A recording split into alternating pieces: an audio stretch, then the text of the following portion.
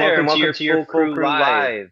Today we're going to be talking about AAM and EVTOL. We've got some great articles to discuss, including the upcoming Dubai 2025 air show. I've actually been to the UAE, and they are always at the forefront of advancement, so I'm really excited to talk about that. We're also going to be talking about a cool partnership between GE Aerospace and Data Technologies, and we've got some amazing guests to discuss these topics today. So I'm going to start with Captain Fahad. Please tell us a little bit about yourself and your expertise. Thank you for having me. First of all, it's been about 26 years of aviation history, starting from the military, been flying fast jets at a time, commercial jets at another, CRMI, trained the profile, been there, done that as well.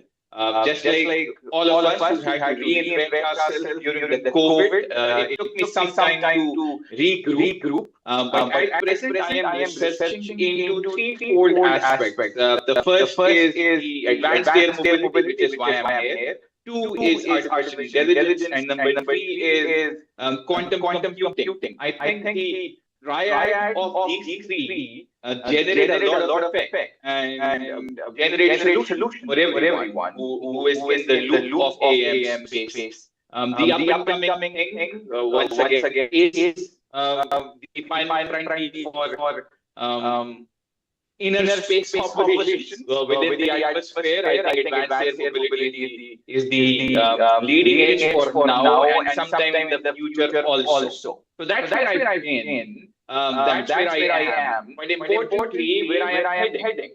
So the vision which I hold for me is to add value to global aviation. That's what I do. Mainly on the print media, social media, televised media. We've done that at a few events internationally, Dubai Air Show, Royal International Tattoo, last but not the least, Fangro, and a few others. So trained, develop human resource, human capital for time to come, and looking forward to adding value to your efforts as well. Thanks for having me, Mike. Well, happy to have you on, and I think you'll more than be able to contribute to the effort today. So next up, we've got Angelo. Tell us a little bit about yourself. Yeah, it's great to be on. Angelo Collins. I got my undergraduate degree in aerospace engineering in Maryland, and my master's at Virginia Tech. Most of my career was in support to DARPA. Actually, mostly vertical flight programs, but I did work on the 6th Gen fighter. This was a little while ago. We were working on that for a bit. And now I'm the executive director of the Vertical Flight Society. It's a professional technical society for engineers and scientists that care about vertical flight research. We celebrate vertical flight advancements here. And we were founded in 1943, so we've been around a while. And I'm the 7th executive director in our history. So great to be here. Well, excited to have you on. And last but not least, we're actually going to be adding somebody last second here. So Don Berchoff, the weather Don. So Don, nice to have you on. Happy you can make it. Tell us a little bit about yourself, as if our audience doesn't know you already. Well, Mike, sorry to running a minute late, 3 minutes late. I didn't give you a heart attack. So like the weather, my schedule is uncertain. I think that I'm Don Berchoff. I'm the CEO of TruWeather Solutions. We started the company to unlock the power of science and technology that was not getting released into society or businesses, especially in the aviation industry. We're still operating in the 1990s in some of our technology, and now as we move into the drone and air taxi and electric vehicle industry, this is becoming more and more important to get our arms around better infrastructure, better data, as we need better precision to meet the needs of this industry. So TruWeather, that's what we do. I'm Air Force retired meteorologist by trade. I did run an Air Force base in Central Asia, though, so I have a very deep background in aviation logistics and weather. And it's been a combination of that's really led me down this path. I was also science and technology director at the National Weather Service for 4 years, so I have a really good understanding of the technology and the weather technology and modeling and where the gaps are. And so we're trying to fill those gaps to help this industry. Well, excited to have you on, and happy that you didn't miss the show because you had a really good article, which I'm just going to recap real quick. So let's see.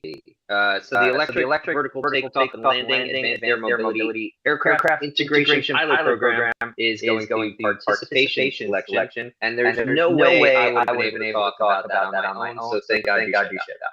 All right. It's something that you know, I'm paying a lot of attention to. A lot of people are. It's a significant, you know, allows for an acceleration in learning and doing it under, you know, very safe conditions. As the FAA did with their initial drone IPPs starting in like 2017. And I think you know, it's a really important initiative to share information back with the government and to us to learn and accelerate together, you know, into a safe environment.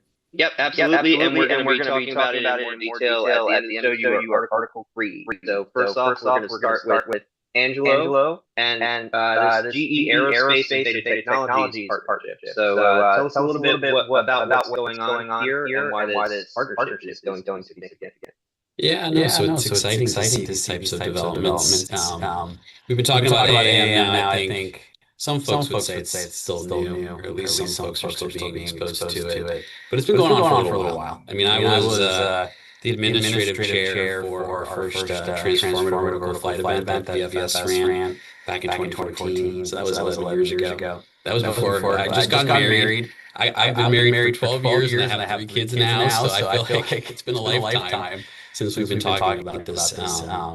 Well, I point that out in part because early on, it was we were looking at purely electric propulsion and using a lithium-ion battery, and we were looking at advancements in lightweight structures and the efficiency of the battery, electric drivetrain design, efficiencies of motors, and just general design, the outer mold line, how many props are you going to have, how do you distribute that propulsion. But it's interesting now that these EVTOL companies like Beta that we're talking about in this article, as well as Archer and Joby, are all partnering with defense. Originally it was MRAeS Civil.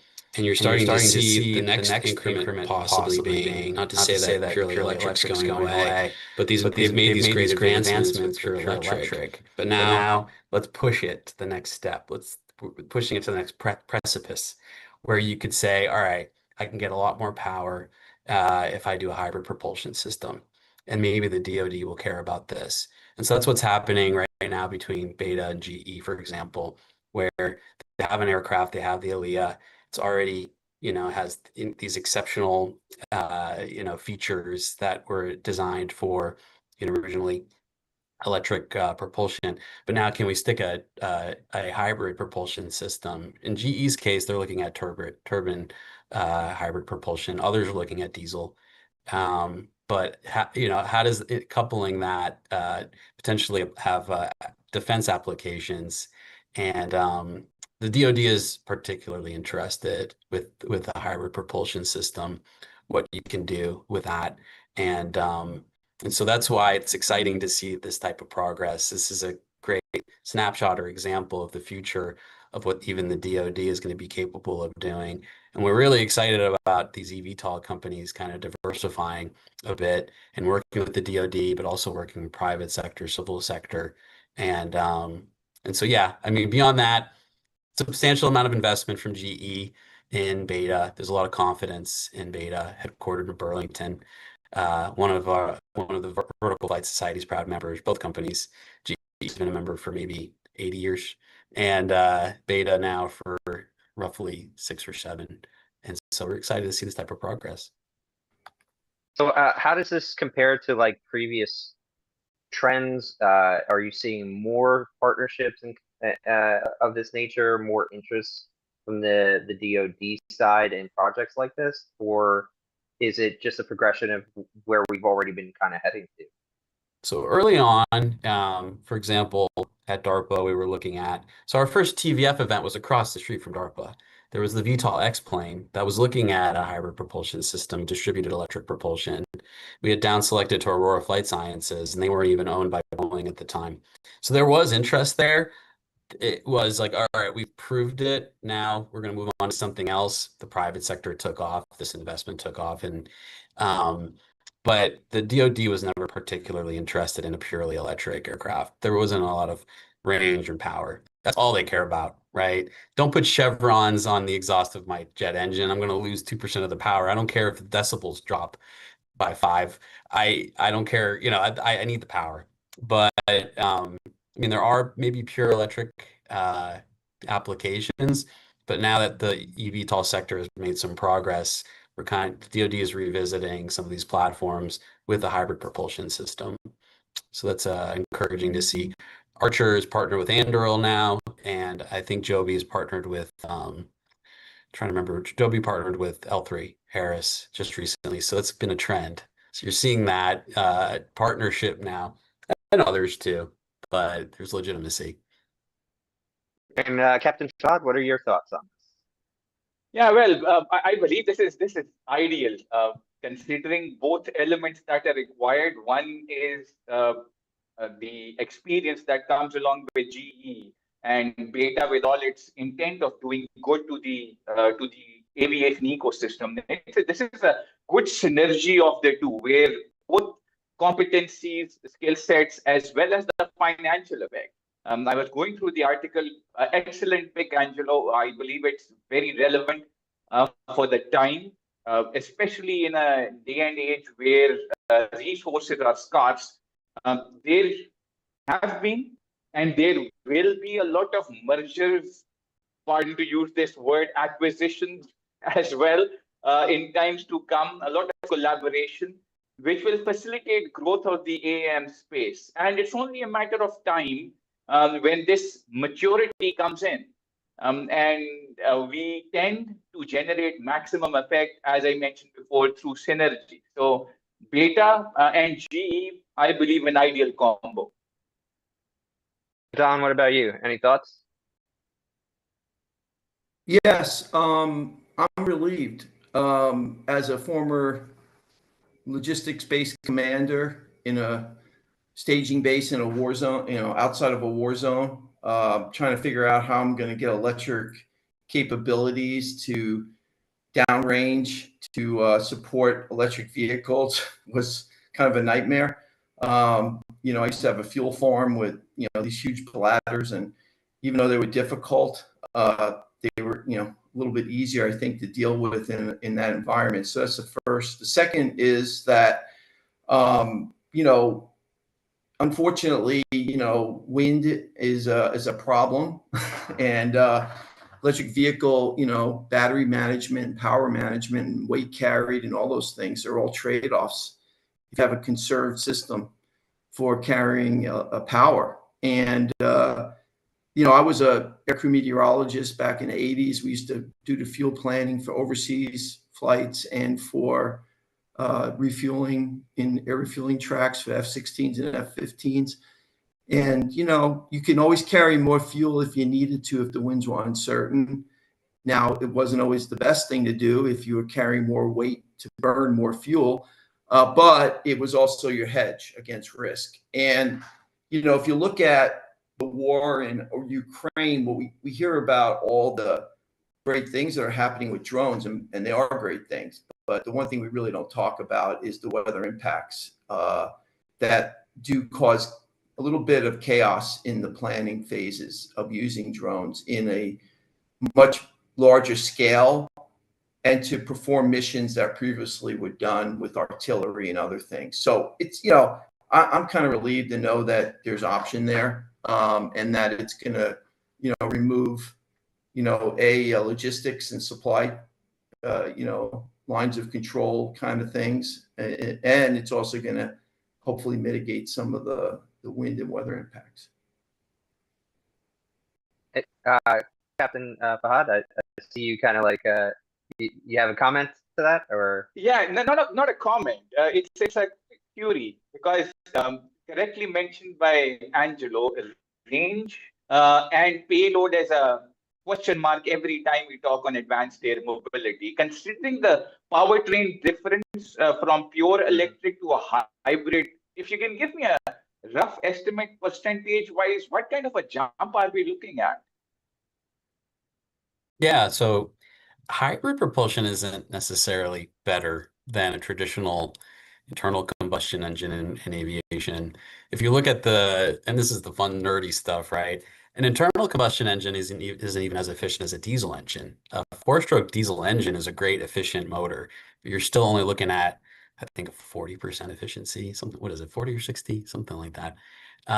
There's still trade-offs with a hybrid propulsion system, although you have the power reserve. You're still pushing out similar types of kilowatts for the motors.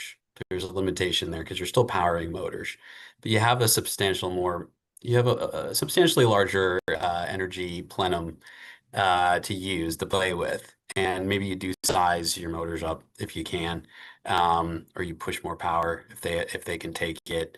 It's certainly a step of an improvement as far as range and endurance, but you are burning fuel in a hybrid propulsion system. There's trade-offs, right? A motor is maybe a brushless motor is 90% efficient, but a generator isn't known for being an efficient thing, whether it's powering your home or whatnot. You have to burn fuel, turn into electricity, through cables to power appliances and things. But it is, I think, fuel is has higher energy density than lithium-ion batteries for the weight. So you can look at it like that. But it's not as necessarily as efficient. Helicopters can hover for like 3 hours, right, on a full tank, and so you can't quite get there even with hybrid. But it is enough, and the design space truly opens up when you can look at using motors instead of drivetrain systems and gearboxes and things. Yeah. I certainly believe it's a matter of time because maturity, as I mentioned before, in these systems will come eventually.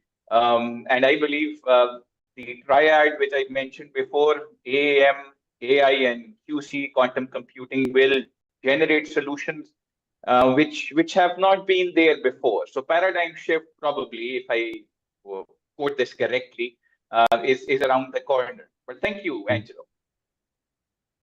Just real quick before we move on to the next portion, Angelo, what do you think about the material science of batteries? Are there expected evolutions like dry batteries? Are these better at like energy density equations, or are we gonna kind of be with the battery technology that we currently have for a little bit longer with AAM?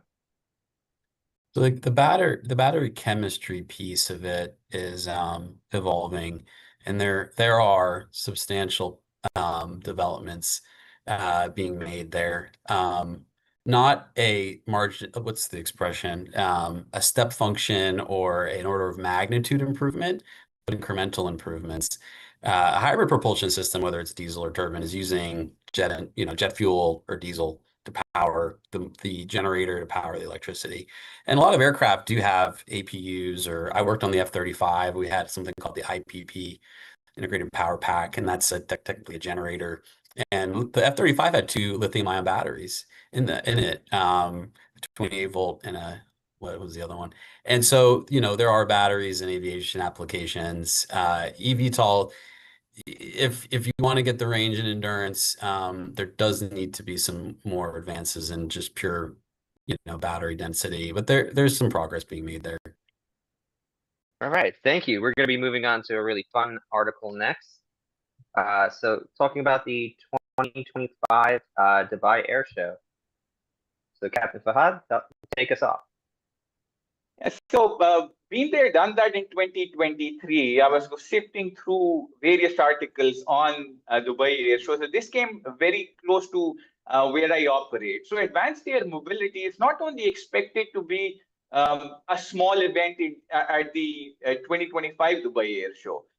It's certainly a launch pad for the future because it connects so many different variables from the ecosystem in the AAM space. Not to mention their push that has come across from the government or the services where the city is planning to debut start next year, electric flying taxis as well. So connecting to non-topic regulatory is something very important here. And to Angelo's intent, we need to look at the technological aspect as well. We cannot let go of both of them. So this article touches upon both as I picked this for the same reason. The highlights of the event, and as mentioned, are threefold. One is the pavilion that they're having, the AAM pavilion, in which we will have big players, Joby, Archer, Beta, as if I'm not wrong, Beta as well, but as well as the Eastern players from the Orient. China will be there. India also will show its presence. And then the aviation mobility stage, where we will have discussions on various aspects. The UAE has its presence as well. K2 is a company which is doing this. Autocraft is also there. So localizing efforts is something which is done. The infrastructure is another important. What do we call them? Vertiports, that's the phrase that is being used. So Skyports is a company which will show its presence as well at the Dubai Air Show. They're already in the process of constructing this infrastructure. And let's see what do they have to offer at the 2025 event. So this event itself is not only a localized thing. Global participation is there. And I believe with hands coming together and synergizing efforts, there can and there will be a lot of push ahead. As correctly mentioned by Angelo, this is a slow but sure road ahead. And the Dubai Air Show is some place where almost everyone, if not everyone, is getting together. So threefold, we have leadership, we have actions taking place at the event, and there's a global perspective on all three. I believe it's a matter of jump up, a step at a time, making sure that we manage all risks possible and generate maximum effect for the AAM space on the global scale of things. So I'm really looking forward to the 2025 event, and it's going to be, if not huge, better than last time. Well, I'm hoping I could get to it myself. It does seem like a great event, and I did love my time last time in the UAE. I think one thing I'd like to highlight is just the UAE in general puts a lot of emphasis on technology development. I've seen firsthand the great work that they do in the space through TII, which is one of the companies that I've had the benefit of working with through the Drone Code Foundation. But I want to put some emphasis on why it's a unique environment for this technology, not only for being a great test bed, because of not only the layout of the UAE and the different cities and the distance between them, but also unique environmental challenges, sandstorms, winds, things like that. So I think it's actually, there's a reason beyond just money that it's become a hub. It's a cultural thing, and then also a great environment for this technology to kind of get a foothold. So I don't know if you've had any experience that you could speak to that validates my opinion. No, that's very true. I would take this opinion option to quote Steve Jobs, and I quote, "Innovation distinguishes between a leader and a follower." And innovation is what is happening in AAM space right now. And Dubai Air Show is one of the places where everyone on the the AAM space or the eco cycle are coming together. So they are generating synergistic effects and making sure that everyone is under the same umbrella and discussing aspects which are of value to everyone else. Something that you correctly mentioned, the environment. We understand battery technologies, which correctly mentioned by Angelo was the lithium-ion ones. and they have a problem of overheating. Heat is something that is a lot in Dubai. So flight testing them, making sure that they work in this environment is very convenient. And to make sure it's a pilot project, make sure it works both in the short and the long run, will add a lot of value to the other players in the industry, not only to the UAE. So data, once again, is going to generate a lot of effect. Data-driven decision-making is going to facilitate further ups across the world as well. So yeah, I think it's very much there, right at the top, if not at the top, with the various events taking place in the AAM space globally. So Angelo, we see a lot of companies that we recognize on this list. So what are your thoughts about the names appearing on it and what that could possibly mean for the show? Well, they usually don't let us engineers attend these air shows for various reasons. You might be too honest. Well, whether we troll the marketing people or Oh yeah. or otherwise, if you're an engineer that supports Joby or Archer, you got to keep your mouth shut. You don't want to disclose certain things like, oh yeah, we're still redesigning that blade or that, that we have to fix this. You don't want to hear that type of marketing from an engineer. I do go to air shows, and in part, it's really just to show some love and to our members and just catch up. But it's a great opportunity for them to celebrate and market their capabilities. And these air shows serve a purpose in this case, maybe potentially generate orders, prospective orders or just interest. I mean, a struggle we're still having is getting the word out about a lot of these aircraft. I'll show somebody a photo of the Archer Midnight and they'd never seen it before. And it's something I wanted to start doing through VFS, is going on college campuses and showing them photos of aircraft, helicopters, and even just asking them, like, what's this? Like, oh, it's a Black Hawk. Like, what's this? Oh, it's I have no idea. Like, oh, it's the Archer Midnight. All right, next. You got to educate people. And these air shows are a great way to do that, and celebrate the excellence and awesomeness of what's happening in this sector. I mean, you barely need to convince me. I used to run trade shows, so and we're doing the PX4 Developer Summit in Atlanta soon. So if you want to come meet some drone people on the development side, also on the OEM and manufacturer side, stop in. Dom, what's your take on what they're doing with AAM and the purpose of the show? Well, I think Angelo really needs to go to know what the marketing people are promising, so he can come back and make sure he can meet those requirements. I think we're all, some of our science, I'm on the science side, we have the same challenge. We have a lot of weather companies that embellish what we could do and marketing side. And so I get that. A lot of times I have to keep my own mouth shut, even though I'm running my own business, to be honest about what we could do. And that's what, we try to do at TruWeather, is be honest about what is really possible.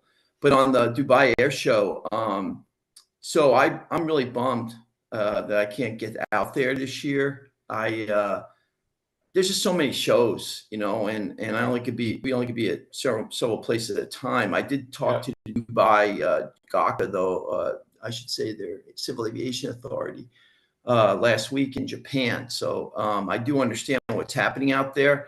And I think that obviously they're, the Middle East, especially UAE, Dubai, and Al Dhafra, they're leading.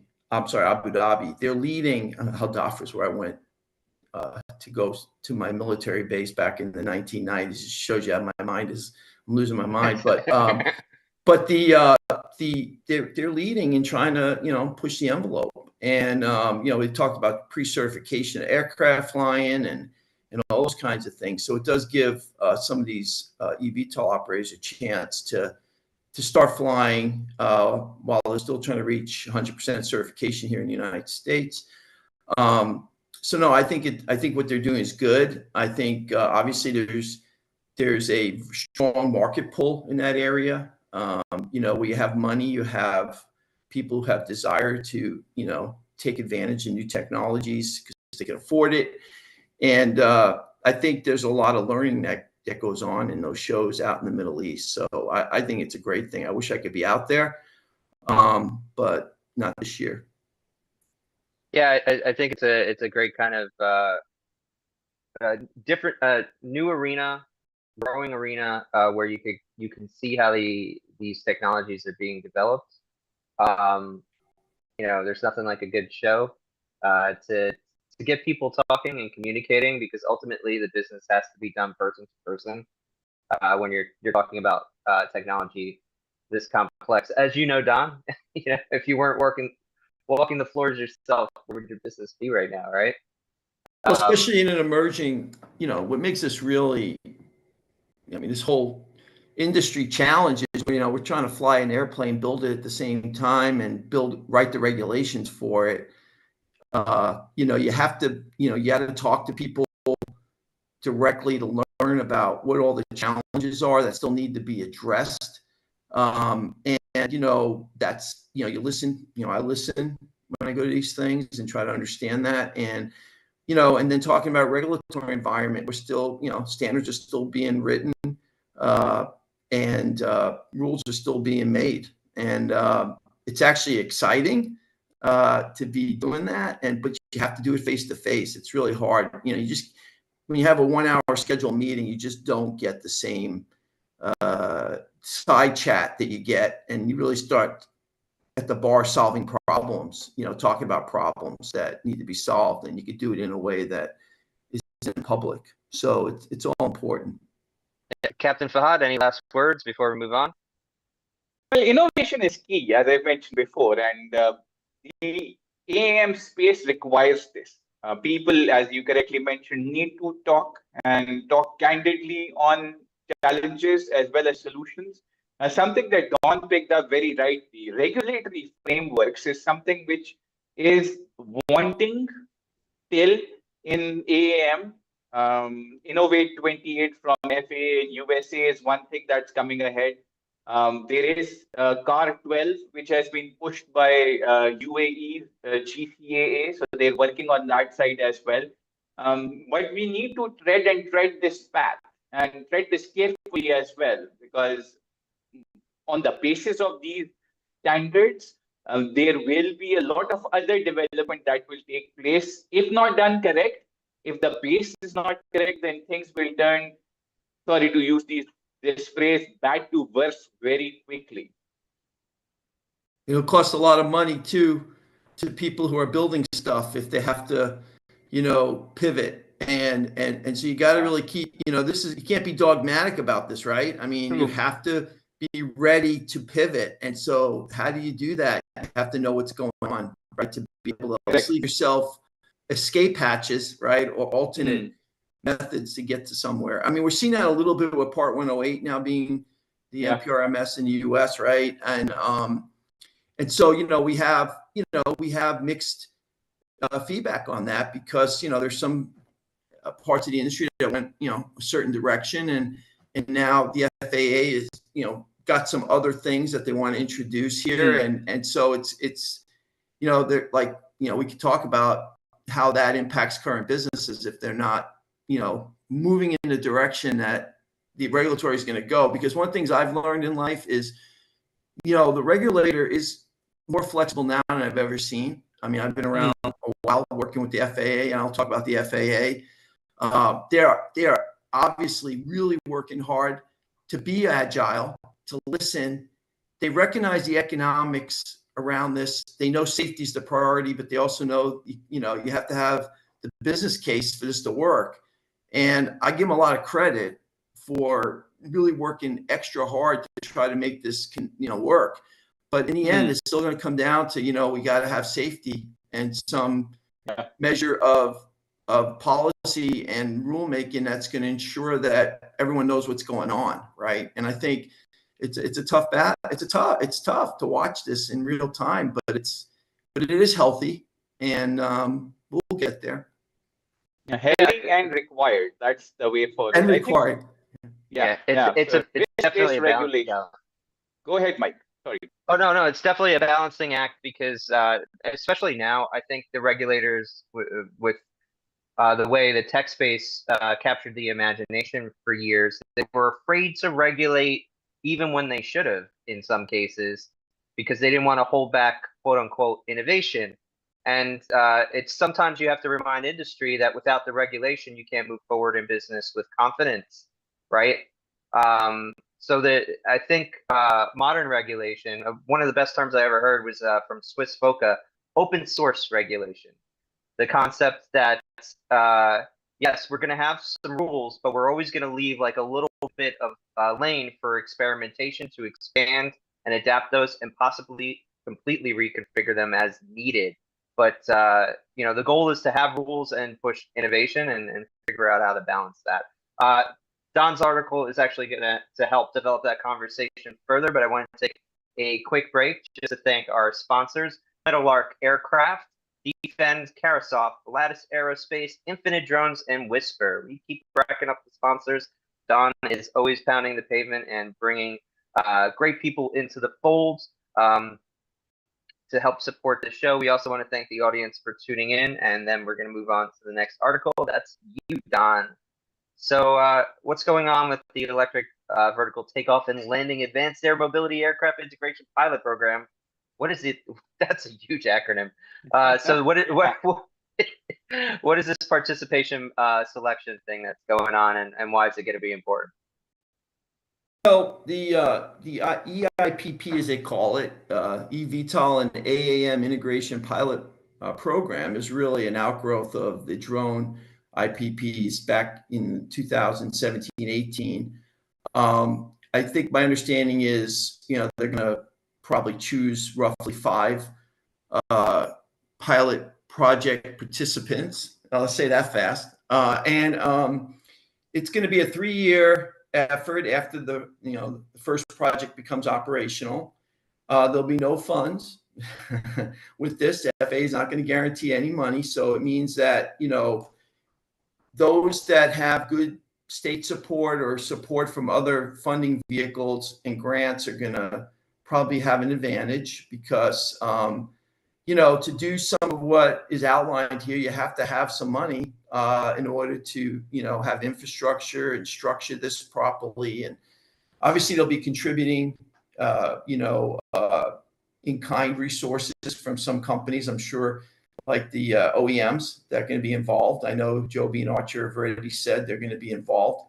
And it's really comes out of the executive order 14307, Unleashing American Drone Dominance. It's going to have to be led by a state, local, tribal, territorial government who will partner with private organizations, and they will have to demonstrate experience in eVTOL or other AAM development, manufacturing, and operations, or new supporting technologies enabling AAM integration in the NAS, the National Airspace System, which is where TruWeather fits in, obviously, in the supporting enabling technologies. They're going to look at, they want several areas of focus. They want air taxis. They want longer range fixed wing flights moving people in the forms of advanced regional aircraft capabilities, such as short takeoff and landing, which again means it doesn't have to be electric. Just needs to meet the requirements. People always say, what does advanced air mobility mean? Well, it is hybrid or alternative propulsion methods, but it's also this idea of regional air mobility that's going to really increase scaling and the affordability of that. It could be moving cargo. It could be associated with logistics and supply chain. And most importantly, it really needs to be increasing automation safety, because for this industry to really scale, we got to have a lot of automated technologies that are going to enhance safety and efficiency, right? So I think those are the areas. They want to see in a technical demonstration, U.S.-based aircraft and technology. They want to see overall economic and geographic representation, which means, we're going to be looking at different parts of the country, and then propose models of public-private partnership. And, I'll drive that point home. I mean, to solve this low-altitude weather problem, it isn't going to be government funded. I mean, and I know that, many people like their free weather data from the government, but it's just not gonna, and that data is not sufficient. That model is not sufficient for what I consider scaling economically profitable businesses. You could always use that data, but you're not going to fly as much as you can, because the uncertainty is going to cost you money. And you got to think of the investments in weather systems and technologies as a revenue producer, not as a cost, because it does come down to you want to fly in 100% of acceptable weather conditions. And right now we see about 30% cancellation rate on even general aviation and helicopters when they could fly, and that's due to the uncertainty. So those lessons are important. And so I think public-private partnership in the weather infrastructure and other areas, obviously like detect and avoid radar and other communications, is going to be really important. And it's no different than the highway system in the United States. It used to be all funded by the federal government. Now you're seeing a lot of toll roads. It's all, people have to pay as they use them. And I think it's going to be important for the industry to bake that into their business model, that there will be services that will come from outside the government that are going to require costs that they need to include, not because it's something that the government wants to make you have, but because you're going to need it for your the economies. And then they're also, talking about policy and regulatory insight, which there'll be a lot of back and forth on that, aircraft and operational readiness. And, I think, what we're going to see is a lot come out of this. It's a very complex stew of events and capabilities. And I think it's going to go a long way to help answer a lot of questions that are still standing out there. Let's not forget about community acceptance, community engagement, and things of that nature. So that's I guess it's due in December, and I know there's a lot of folks working on this. As a weather company, we are agnostic, so we get to live in everyone else's operational sphere, and we hear a lot and know a lot about what's going on in this area. So, Angelo, what do you think about this Bring Your Own EVTOL program by the federal government? Well, it's encouraging. I think I was on Capitol Hill maybe a month or two ago, and we were talking about AAM, and I think there is there's a lot of emotion, I think, within this community as far as seeing the progress made outside of the United States. EHong is flying, and people are being paid, or people are paying to fly in these EVTOL. And here we are in the United States. We're not there yet. And so part of what we were discussing is we need a win. Even if it's a lowercase w win, we need something. And I do think this administration and the FAA are willing to help accelerate things. And that's encouraging. I mean, it's going to take some time either way. But I'm encouraged to see that there is, the FAA and this administration are serious, because it does take a while. Like, to my right, it's on the left side of the screen, is the 609, right? First flight of the 609 was 2003, and first transition was 2005. It's still not a certified aircraft, right? And if you look at that timeline for the Midnight or the S4, like, wait a minute, guys, is it 2030s? Is it 2040s? They need to accelerate. I think there's some lessons learned, but it's not easy to certify an aircraft. And they have the advantage of substantial investment. When you're comparing an eVTOL company and how much money they actually have to play with versus a Blackhawk, Sikorsky, which is a 9% margin type aircraft, like, they don't have a lot of money to play with, guys. So there's not going to be a lot of advancements, whether it's at Leonardo or otherwise. They have this investment. They're using it wisely. They're going to be able to accelerate development, and we were bullish that they're going to get to the finish line soon. Yeah, that's an interesting point there about the money. Where does it come from, and how is it applied? And anybody who's still in AAM in the post Uber, what was it, Accelerate or Ascend world? Elevate. Yeah, that conference really kicked off popular imagination in the space, but was completely dysfunctional in other ways. And any company you still see attacking this problem today they're there because they've managed their money properly, or at least have done as good a job as they possibly can in the face of all of the challenges and, like you said, the low margins and the long time frames that it takes. But back on the government kind of restructuring point, yeah, you know, I've been in the drone space. I think this is my 11th year, maybe 10th. I'm bad at public math, just like Don. But you know, I've seen a lot of promises versus what was actually delivered in the United States. And I'm actually happy that there's like a level of like guilt about that at this point, that we're legitimately restructuring things. And in some cases where we might be taking off red tape too fast, but there was so much that you couldn't even see which tape needed to be cut or not. As long as we're keeping safety at the forefront, we have a lot of data globally to lean on to help bring the United States, I think, back to prominence in these technology spheres. So, Captain Fahad, what's your thoughts on Don's article and basically the layout or restructuring the pilot program in the United States?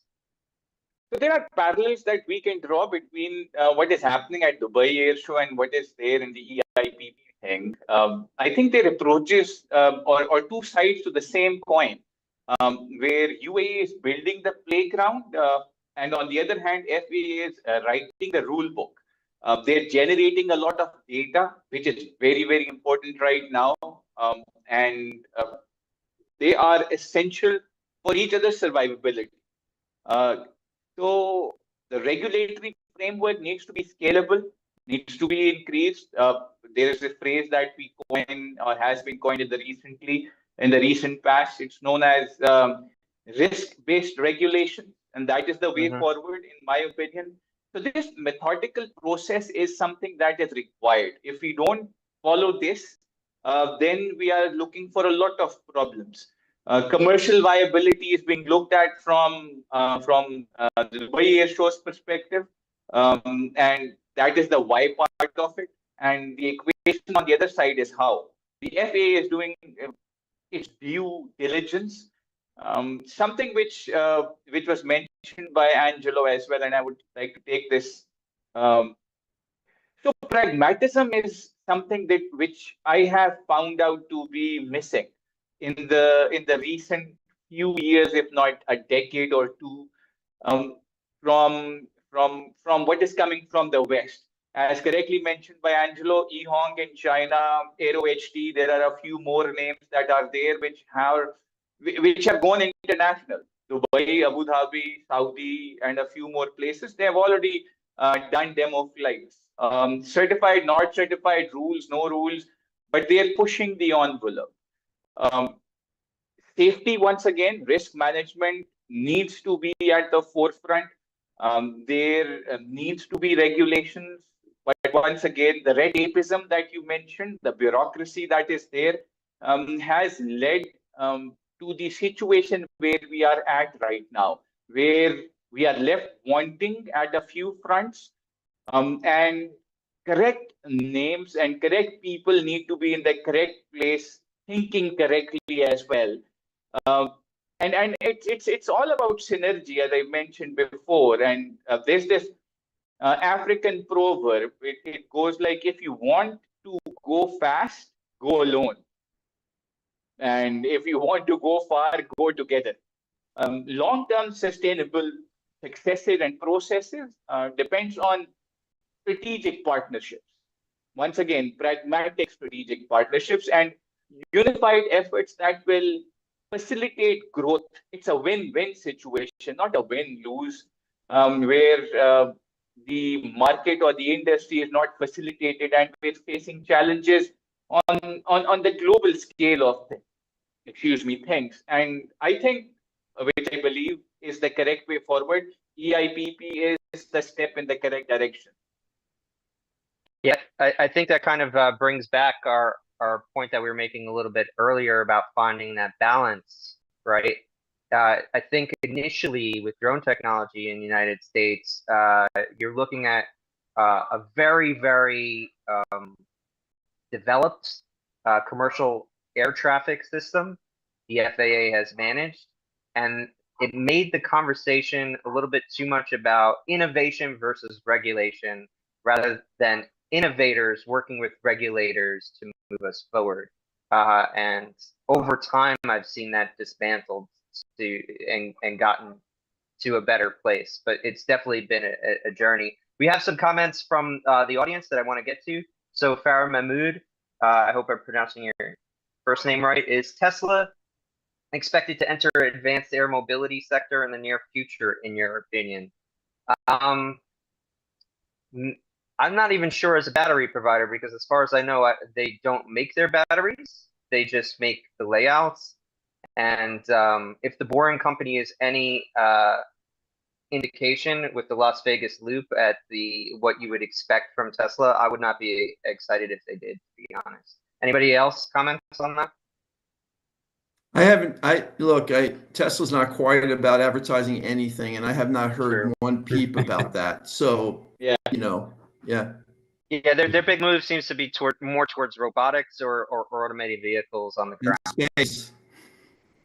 Well, SpaceX. Not Tesla, but they're subsidiaries that work with Elon Musk.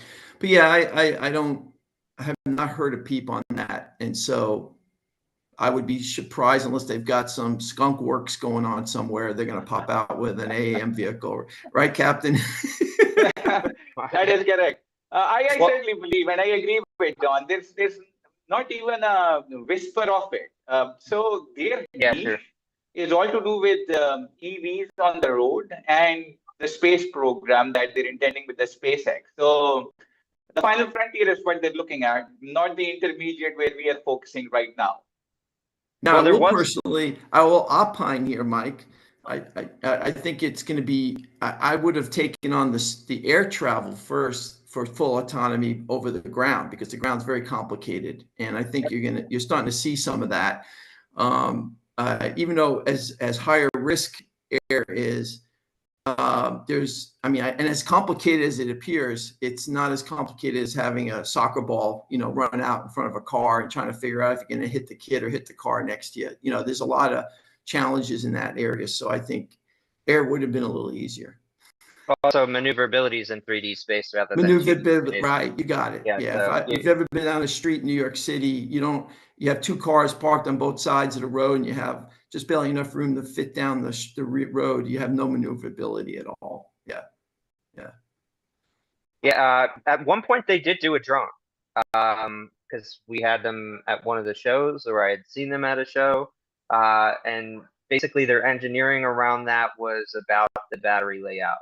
So that was their reasoning behind it. So there's so many more complications to building an aircraft that I see no core competencies in yet. And also the manufacturing is a little different, to say the least. So Aero Future, Advanced Air Mobility Unveiled. That's a YouTube account. Says, solid point, our industry, especially new players, need to be careful with their way too optimistic promises regarding certification timelines. So cautioning, if you're going to get in the game, Tesla, today, you have a long certification timeline ahead of you. And Goodyear Emmanuel on LinkedIn says he wants to be an aircraft mechanic. So if anybody's hiring out there, please look them up.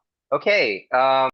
So I was just at the ribbon cutting for Leonardo, just opened an MRO facility in Milton, Florida, and they're probably hiring. So he should look into that. Low cost of living, brand new facility, and they're already planning to expand. And so Milton, Florida. Yeah, and we were just talking about Leonardo before the podcast kicked off. Not as well known, but surprisingly large company from Italy. With great experience in the realm of aerospace. What was the body count there? You said 60,000 was the head count? Globally. A lot of their engineers live in Italy, but North Philly, they build a few helicopters, including, the 609 will be built there. And then they just opened this new maintenance facility down in Florida. Ron DeSantis was there. The lieutenant governor was there. This was Thursday last week, so they're ready to go. All right, hot tip, Leonardo, check him out. All right, let's go around the horn and let's tell everybody where they can find you next and what you're up to. So, Captain Fahad. So Captain Fahad, that is the name. So all said and done, been there, done that on the advanced air mobility stage. I've diversified into artificial intelligence and quantum computing. So that is where I'm focusing right now. Dubai Air Show is something which I'm looking forward to as well, going across, speaking, moderating discussions. Other than this, you can find me on LinkedIn. Incidentally, that is the only social media platform that I'm on. I'm nowhere on Facebook, not on Instagram or Snapchat, blah, blah, blah. So you can find me there. Just type in Fahad ibne Masood and you'll be able to track me. I am writing a few articles with Don on advanced air mobility. So that will be there on the website as well.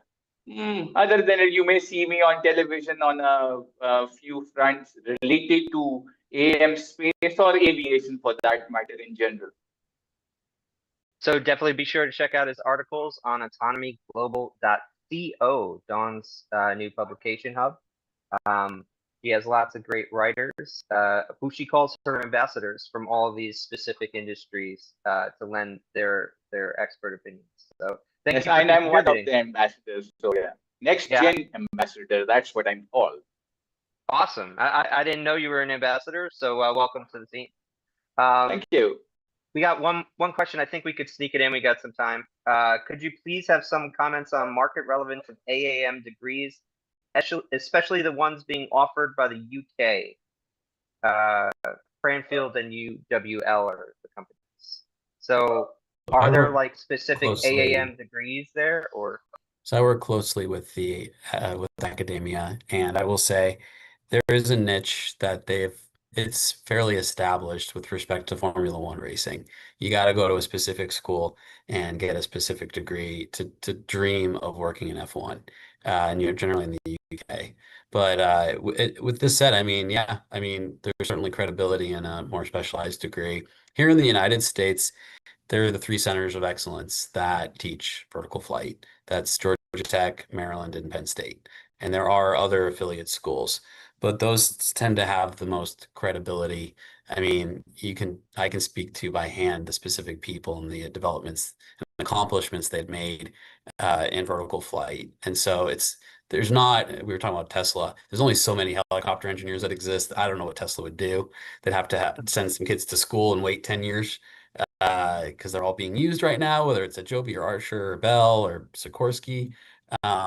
So yeah, I would certainly strongly motivate you to study EVTOL AAM right now. So Angelo, tell people where they can find you and where you'll be next. Well, we have some upcoming events I may or may not be able to travel to. Our Asian Australian Rotorcraft Forum is in India this year. That's in late November. And then we have an ICAMS, we call it. It's another AAM event in Thailand. Following that, I think it's a week after. And then we have our Transformative Vertical Flight event, TVF, in San Jose, California, and that's in January. I'll definitely be at that one. And we'll get maybe 600 or 700 people to attend. That's more of a technical meeting, but we have a symposium. We have some exhibits. We'll have a little over 60 papers on aeromechanics that are being published there too. That's my travels potentially. All right, great. Hopefully somebody will run into you there. Don, what about you? What's up next? Well, we're very busy right now. We have 2 or 3 test beds, low altitude weather test beds that are going to be the best weather sensed locations, I think, in the world, around Alliance Airport in Fort Worth, and also in Hollister in California, and expanding westward back towards the other OEM areas that they're flying. So we're busy demonstrating ground-based weather technologies like wind lidars and other capabilities, and we're processing that data and developing urban scale weather and wind models to really bring real data in. Right now, most of your weather data is doesn't exist below 5,000 feet except at airports. There's no winds aloft. There's no data below 5,000 feet really, and so we're filling that gap now and trying to collect this data, build historical data sets that are really going to improve machine learning for low altitude operations in these high density areas, especially in urban areas where winds around buildings and things like that are going to become critical. So that's our focus over the next year. Our goal is to have a full end-to-end product ready to go anywhere in the world. We can drop it in any city in the world by 2028 operationally, just in time for when we start seeing the scaling of the industry. So, Captain, you raised your hand. Yes, I did want to pitch in a few pointers. So the degree programs, advanced air mobility specific, I know of two. One is correctly mentioned before at Cranfield, which is one advanced air mobility thing. There is the new one. It's coming in from Spain.